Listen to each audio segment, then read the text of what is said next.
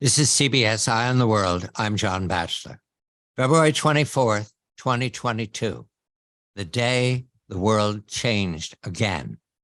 The invasion of Ukraine by the Russian Federation, and soon afterwards, the apparent alliance between the Russian Federation and the People's Republic of China.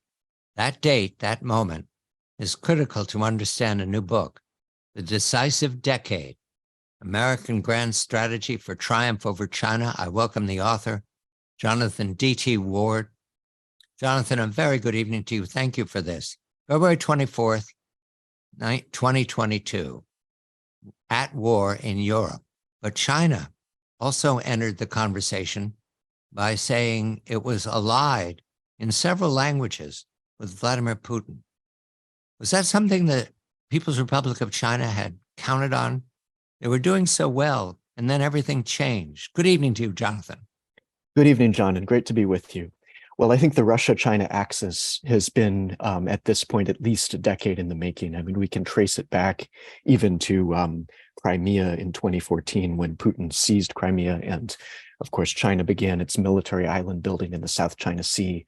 And the points of contact between the Russian and Chinese militaries have really expanded since then. And I was living in Beijing during 2014, and I remember in Chinese language listening to all sorts of programs that were supportive of Russian propaganda towards their own operations in Ukraine, and hearing that only in Chinese and thinking, wow, this is not something that most people are aware of. But here we see it in full force. And just before the invasion of Ukraine, I mean, a scene that's almost out of the 1930s, where in the Beijing Olympics, Vladimir Putin, Xi Jinping's quote unquote best friend, comes to China and they declare their no limits partnership.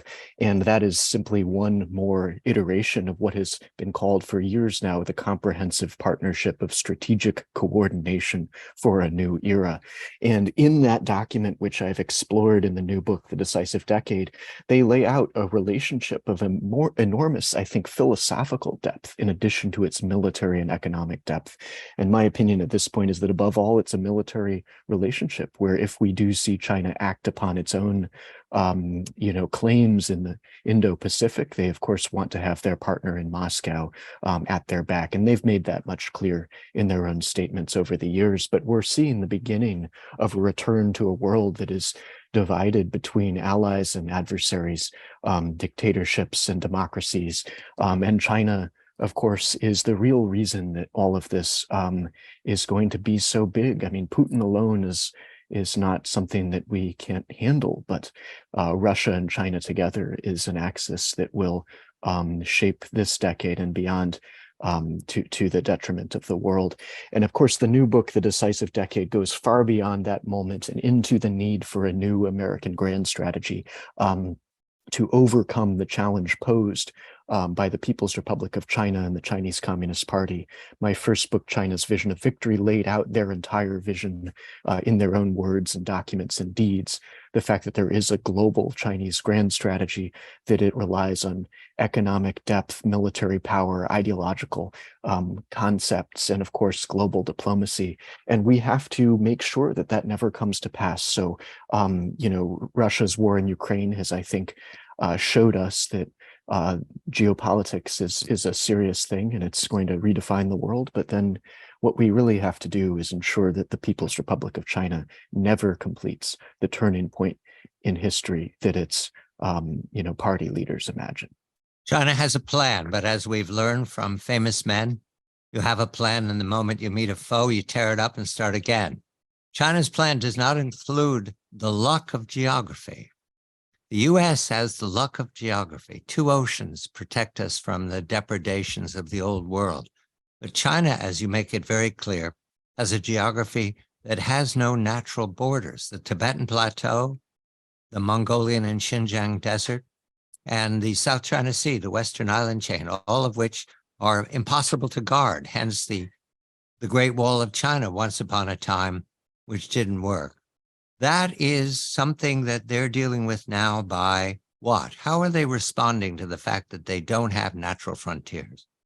Well, sure, and this has been a problem for China's leaders for centuries, and certainly in the modern period where Chiang Kai-shek identified the 6 fortresses that would protect the heartland of modern China, and he included Xinjiang and Tibet and Manchuria and Mongolia, and then Taiwan and some of the islands in the South China Sea. And then, of course, Mao inherits that vision, and today's Communist Party seeks to handle this in a much more global way. And I think that's part of what we're going to have to deal with here. I mean, China's global economic power at this point is being converted into military power that's initially focused on the Indo-Pacific, on the island chains, on their frontiers, on the Himalayas. And they've fought many, many wars in these geographies, even in the first 20 years So of the Communist Party. See that Beijing sees its weakness, its geographical weakness. It understands that.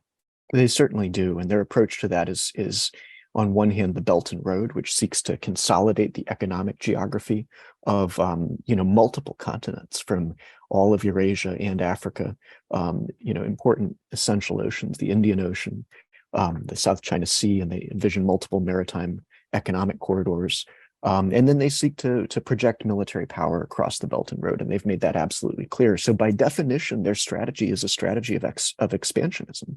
It's certainly economic empire in a sense, and then military expansion, which will, I think, pick up an ever greater pace through the course of this decade. And if we do not win the overall strategic contest, or at least some very, very key elements of it in the 2020s, the 2030s are going to be incredibly tough for us to have a China that's larger and more militarized and has a more global footprint. What does Taiwan represent in terms of this geographical weakness? How does Beijing look at Taiwan? Well, some of China's military analysts have called it the lock on the island chain. So when they think about the 2 chains in the Pacific, which are principally made up of U.S. allies, and where the U.S. has a significant military presence, China's own military strategists talk about Taiwan as the lock that they can break. And if they're able to recapture Taiwan as they see it, then they have the ability to project power into the Western Pacific, but also, throughout the maritime geography of Asia and the Indo-Pacific. So in that sense, it's very important. And there are also, I included a manual, a Chinese Air Force manual, where it talks about the seizure of Taiwan would enable them to create famine in the Japanese islands. So they look at it as part of a much broader potential to exert power and even undertake war in Asia.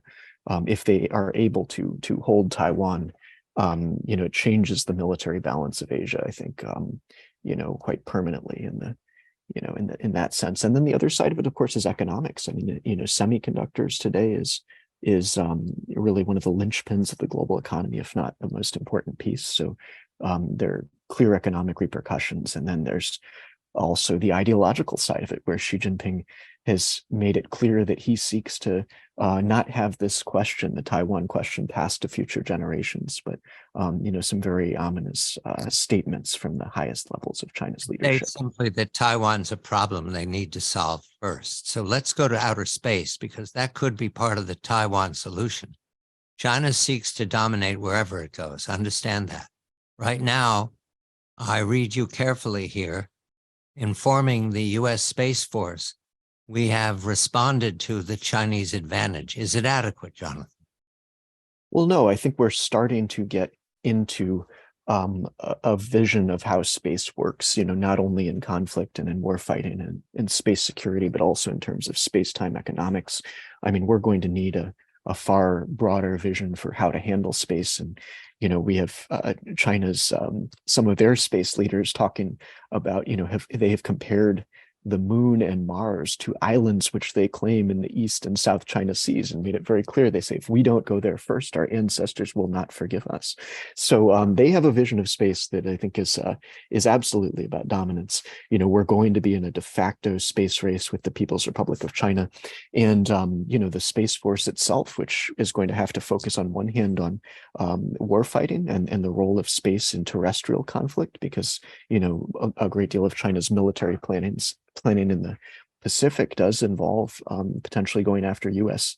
space architecture or intelligence, surveillance, and reconnaissance. And now they're looking at ways to destroy something like Starlink, if that were to be put up. I mean, they've studied the role of Starlink in the Ukraine contest and they understand that they would want to be able to close that off over Taiwan if they were to go across the to the straits. economic arena, which heretofore would have been what we mostly talked about, but not since February 24th, 2022. We're at war with Russia and its ally, China. Jonathan D.T. Ward, the book is The Decisive Decade. We're in it. A decade ago, Jonathan, many American corporations saw China as a great profit bonanza to transform their national and transatlantic business into a global business. Few of those corporations remain now. However, we're dealing with a much larger concept than whether Caterpillar is going to do well in China. There's the first great divergence, I read from your reporting. That was the Industrial Revolution a couple centuries ago. Now, the second great divergence. What is that, and how does it look from China's point of view? So the second great divergence is something that I've introduced in this book as an idea for what would it really look like for us to win this contest from a historical perspective. I mean, if we were to go farther out into the century and think, look, we actually headed off this challenge, we stopped the challenge from Beijing, and we preserved the American-led order in the world as defined and managed by the world's democracies, as opposed to the dictatorships that contest us now. And I thought back to the great divergence in history, where essentially the industrialized world took off economically and the non-industrialized world did not. And while that has many issues to it, I think today there is the possibility of creating a new great divergence, not between the Western world and the many other countries of the world, but between the democracies and the dictatorships. If we're able to seize this moment that's on the horizon with the fourth industrial revolution, which is coming in the 2020s and 2030s and beyond, if we're able to seize other economic inflection points that are going to take place in the 21st century, and at the same time deny those to our adversaries in Moscow and Beijing, we can create I think a new great delta between our own economic power and military power and those of our adversaries. Now, we have to remember that the Chinese Communist Party sees their ascendancy as a turning point in history, a return of China to preeminence in world affairs, as essentially the surpassing of the US, as the vanquishing of the American-led world, and as the creation of a new world order with China at the center. That vision need not happen, but that vision is based upon economic power, and they have very clear economic strategies that they're executing on, even as we debate whether or not we're in a contest with China, or what kind of contest we're in, or how to deal with it. They're in the midst of executing on strategies that are designed to complete this ascendancy, return them, as they see, to preeminence, and project ultimately military power that can defend this position. But we have this opportunity in the decade ahead to, I think, set the foundations to win the far longer and greater contest with China. And that is to ensure that the US remains the bulk of the world's economy and the true cornerstone, and that the democracies in our alliance system and beyond retain the prime position in terms of economic power. February 24th, 2022. Again, this is a different conversation than February 23rd. Sanctions, the sanctions regime by the US, by the EU against Russia has changed the business plan of the world island. Has China anticipated this, and has it reacted accordingly? Well, look, China understands that our sanctions capacity is very powerful. And I think that's been one of their most significant lessons from the Ukraine war. And one other aspect to that is not just the fact that we have the ability to do that in America from a policy perspective. And in fact, we have this very deep arsenal of economic warfare capabilities, many of which were designed in the Cold War and even earlier. So we're learning how to do that now. And that's something I think Ukraine taught us, was that we have the ability to use state killer sanctions on another multi-trillion-dollar economy. And Russia is a $1.5 trillion economy, and I'm always told if you add the black market, it's even larger. So, China's far larger than Russia, but at the same time, this is the first time we've had to levy sanctions on a serious, major power as opposed to North Korea or Iran. So they've learned from that. They've seen that their own sort of economic defense strategies. I mean, dual circulation, indigenization of key industries and supply chains. All of these sorts of things are designed in their minds to sanction-proof it. But we also were able to coordinate very clearly and effectively with our allies in Europe on sanctions towards Russia. So China's strategy, as it's always been, has been to do what they can to divide our alliance system. And you can see that with Macron's trip to Beijing recently, where he, Beijing would love to have divisions in sort of transatlantic, concepts of how to handle China from an economic or military perspective. So we have to be able to act as a unified alliance system from America to Europe to the Pacific in order to wield the bulk of the world economy, which is still in allied hands against our adversaries, not only in Moscow, but also in Beijing. For a moment, Jonathan, I want it to be February 23rd. You note the U.S. corporation, private corporation, publicly traded, transparent, versus the Chinese Communist Party's state-owned enterprises. For a moment, on February 23rd, how do they match up? For a moment, before the war changed it, but what is it? Well, I think this is going to be a very, very important piece of the 2020s. I mean, the battle space is going to be economic, and that means that its fundamental operators are going to be the companies.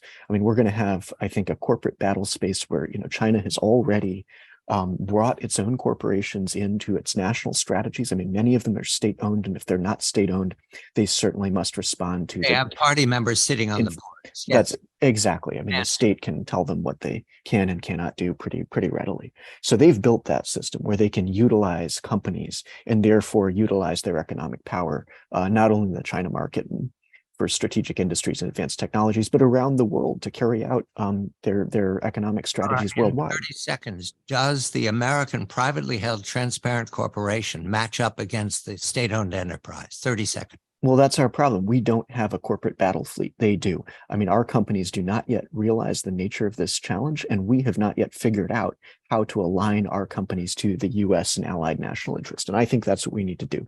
Our companies were essential to victory in the Second World War, and they were essential in many ways to victory in the Cold War. So we need to get them on our side. Jonathan Ward, The Decisive Decade, American Grand Strategy for Triumph over China. Jonathan, I tell the story of three members of the cabinet: Secretary of State, Secretary of Treasury, Secretary of Commerce. Beijing does not want the Secretary of State to visit, I'm told. Beijing wants the Secretary of the Treasury to visit, I'm told. Beijing is unclear whether it wants the Secretary of Commerce to visit. However, it might. Why? Two poles. Engagement, that would be Treasury and maybe Commerce, or competition, that would be state. This is diplomacy, practiced now at the global level. China has an advantage in that it veers between wolf warrior and the charm offensive. Does it want to engage the United States and our secretaries, or does it want to defeat them, compete with them? What is Beijing's point of view? Why is it hesitant about state? Well, John, Beijing understands that the U.S.-China economic relationship works overwhelmingly to their advantage and overwhelmingly to our disadvantage. They've been able to rise from an agrarian state in the 1980s to a industrial and technological superpower today. And that has basically been built through engagement with the United States, through access to U.S. and world markets, to access to our capital and our technology. So they would like that to go on for as long as possible. And at the same time, they would like to ensure that we fail to win this longer contest that they have frankly brought to us. So, as state catches on and as state, I think, gives voice to the security challenges, and as Treasury certainly makes many of the opposite noises. I mean, we saw recently in a speech from the Secretary of the Treasury that apparently we are not trying to create an economic advantage over China. I mean, that was the declaration of a total absence of a U.S. grand strategy, or at least such deep contradictions that there, will be no real effect in winning this game. So I think Beijing knows how to play us. I mean, they like to have our business leaders go over there and come back to Washington. They know that economic engagement works for them and is ultimately going to lead us to, a sort of geopolitical grave. So, that's how they want to play this game. And in the meantime, the fact that they won't receive the Secretary of State, and as we, apparently is the situation, is that they don't like what we've said about their balloon, their spy balloon traversing the United States. And we can see that this is a totally hostile state. So, John, if that balloon hadn't existed, we would have had to make it up. It's almost operatic, the way the balloon floated in the first act. And we've been talking about it ever since. And I agree with you. The balloon has upset them in some fashion that I hadn't anticipated. well, they'd like to get away with everything they're doing. And they like when we let them do that. So that's the big question for America is, are we going to keep playing this game that digs our geopolitical grave or not? And that's why I think for diplomacy and in the diplomacy arena, I mean, the diplomacy that matters to the US-China contest is the diplomacy with everyone but China. This is no longer, in my view, about engaging Beijing. And yes, it would be nice to have guardrails, but if they won't pick up the phone, what can you do? What really matters is our consolidation of our own alliance system, and then the possibility of pushing China back across the emerging world, breaking the Belt and Road. Explain that, Jonathan. You went too fast. Pick up the phone. What is that about?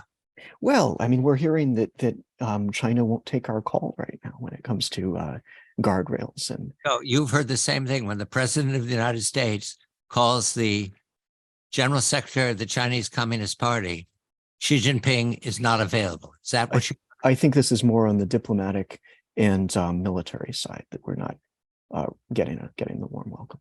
That's a difficult thing to say. It's an engagement, but I want to move to not the battlefield, the chessboard. The chessboard you call the emerging world in your book, and I agree with you. It's the Indo-Pacific, especially the island chain. It's Africa, especially the resource-rich parts of Africa, sub-Saharan Africa. And it's the Americas. Let's begin with the Indo-Pacific, the first island chain. You mentioned Wang Yi, the very sophisticated chief diplomat of China, who lectured, I believe, our Secretary of State and our National Security Advisor as an opening round in 21 of the way China was going to approach the US under Mr. Biden. He has recently made it clear that Kiribati, Samoa, Fiji, and Vanuatu are of great concern. This is Belt and Road talk. Why, Jonathan? What do they represent? Well, look, China's Belt and Road strategy is both an economic and a military strategy. So they envision multiple what they call maritime economic corridors. One goes through the Indian Ocean, another goes through the Arctic sea route. And by the way, they now have Arctic maritime cooperation agreements with Russia. So that's underway. And then the third goes across the South Pacific island chains. And if we think about our geography in the Second World War, and China has studied this very, very closely, how the war was fought in the Pacific between the United States and Japan, one of the key elements for us was the Australia to California maritime corridor. Keeping us in the Pacific theater was a matter of being able to get to Australia and all of the islands in between.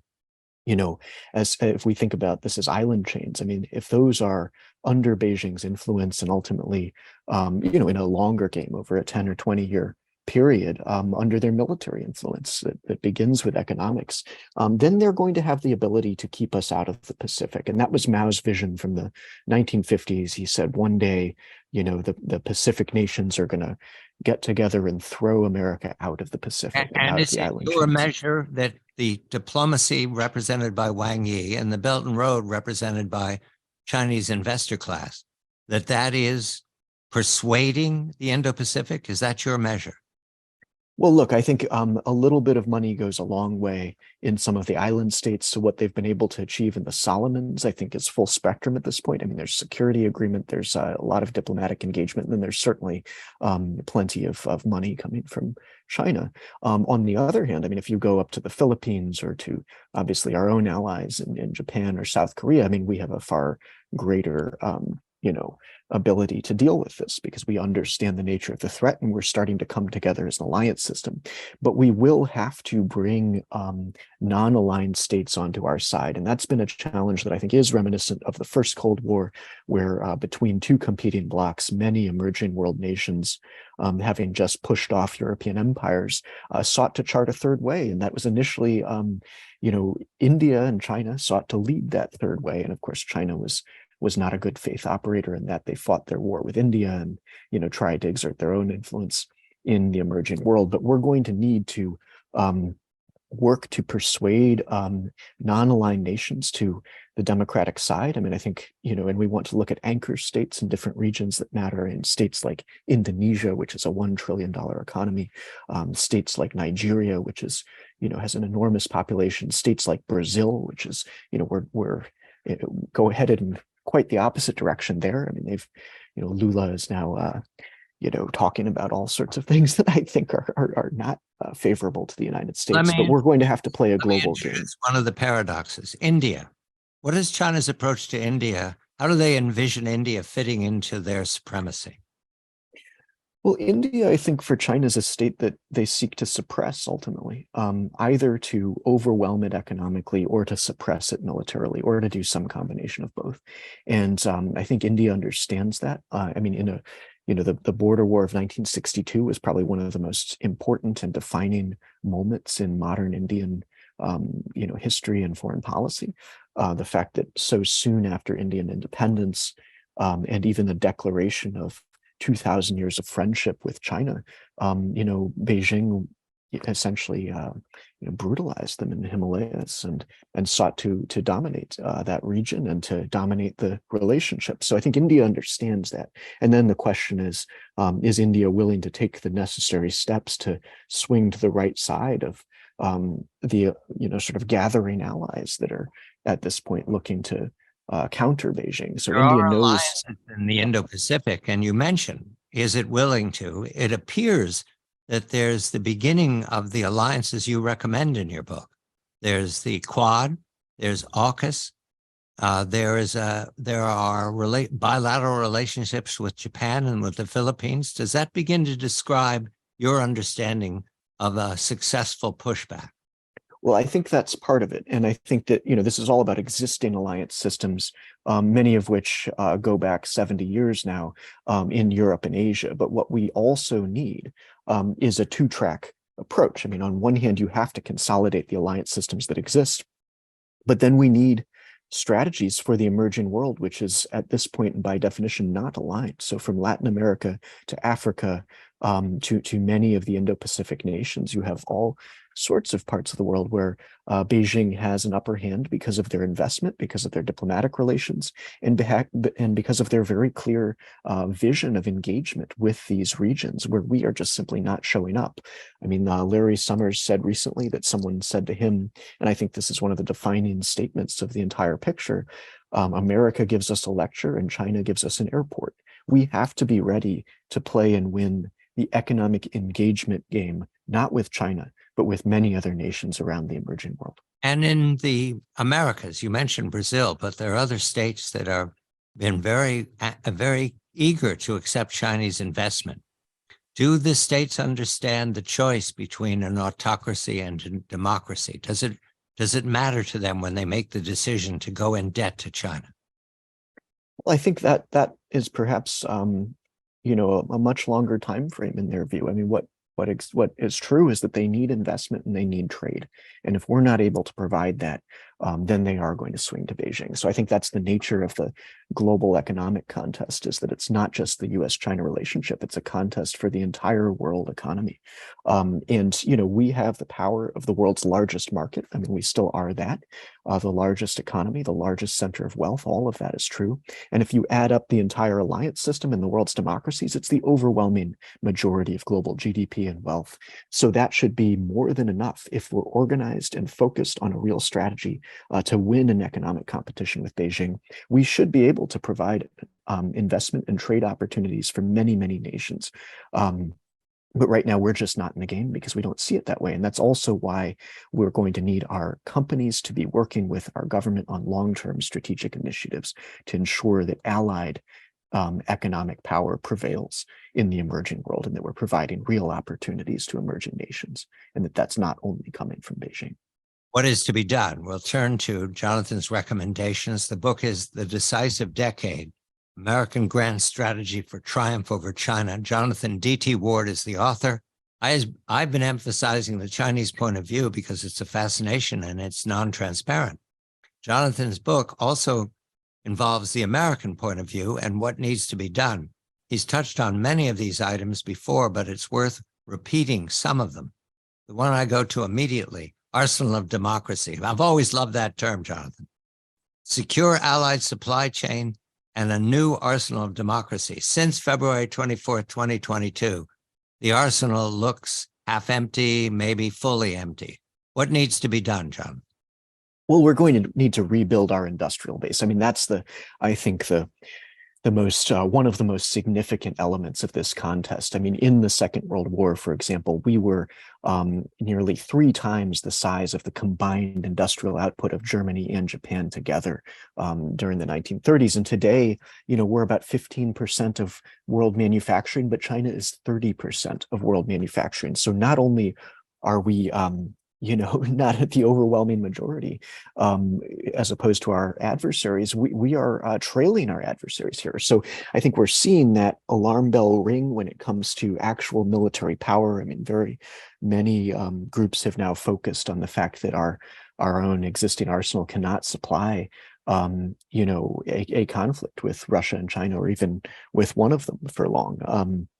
But we need to have a broader general industrial base, and that means focusing on rebuilding the U.S. manufacturing base, securing our supply chains, and deploying capital in America to ensure that our manufacturing and industrial capabilities change dramatically. And part of that is going to be the decoupling from China. I mean, that will take place on some level or another. But the more that we're able to, build from ourselves or from our allies, as opposed to from our adversaries in Beijing, the better off we'll be. North American economic integration. What is that?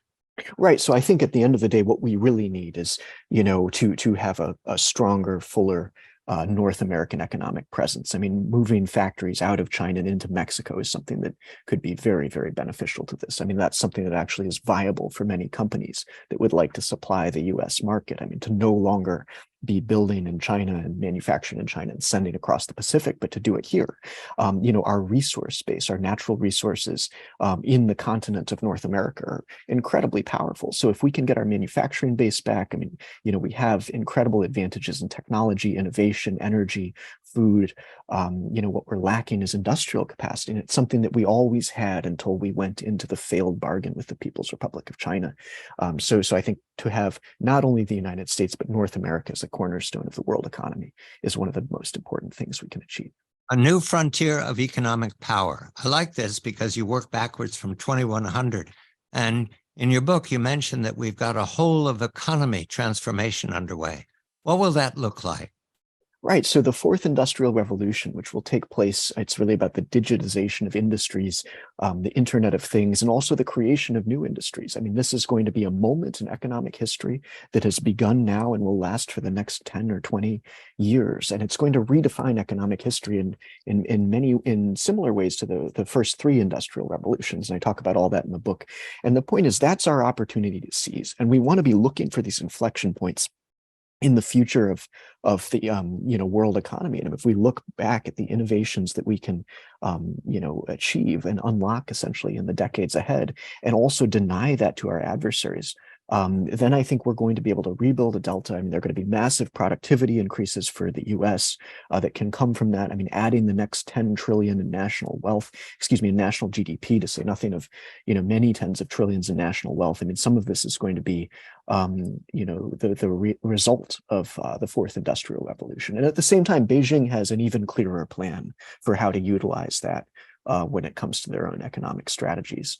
So this is why I think we also need a bifurcation in the world economy. I mean, if it's just China has access to our innovations and our market and all of that, they can steal, commercialize, grow, and outcompete us. But if we're able to deny them that, deny them our capital, technology, and many of the allied markets, then they will stall and their ascendancy will stall, and we will still have the opportunity to take off. The investor class is not convinced. Is that a fair generalization right now? In Europe and America, the investor class still believes there's money to be made in China. Are they correct, Jonathan?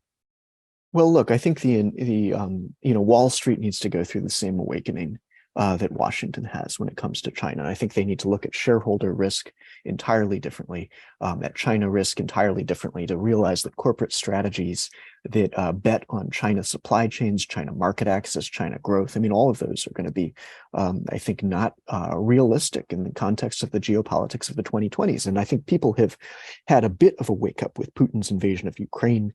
I mean, again, many investors are not there to determine the next move of a dictator in Moscow or China. And that is something that doesn't always enter into the calculus. A lot of it's just based on economic potential.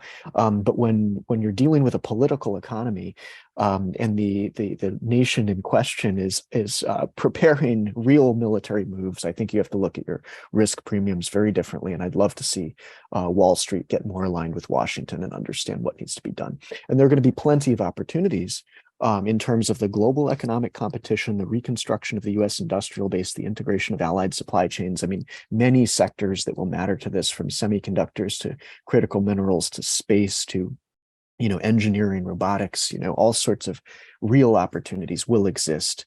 And I think those that stick with China are going to get burned pretty bad. Back to February 24th, 2022, 30 seconds. Did Xi Jinping make a mistake embracing Putin? 30 seconds. I think Xi Jinping did exactly what Xi Jinping was going to do. I mean, let's not forget, this is a man of great ambition and great brutality.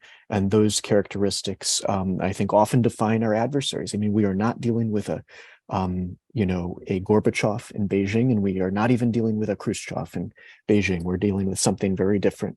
They're carrying out an industrial technological genocide and preparing for war in the Pacific, and they've told us as much to our faces for years.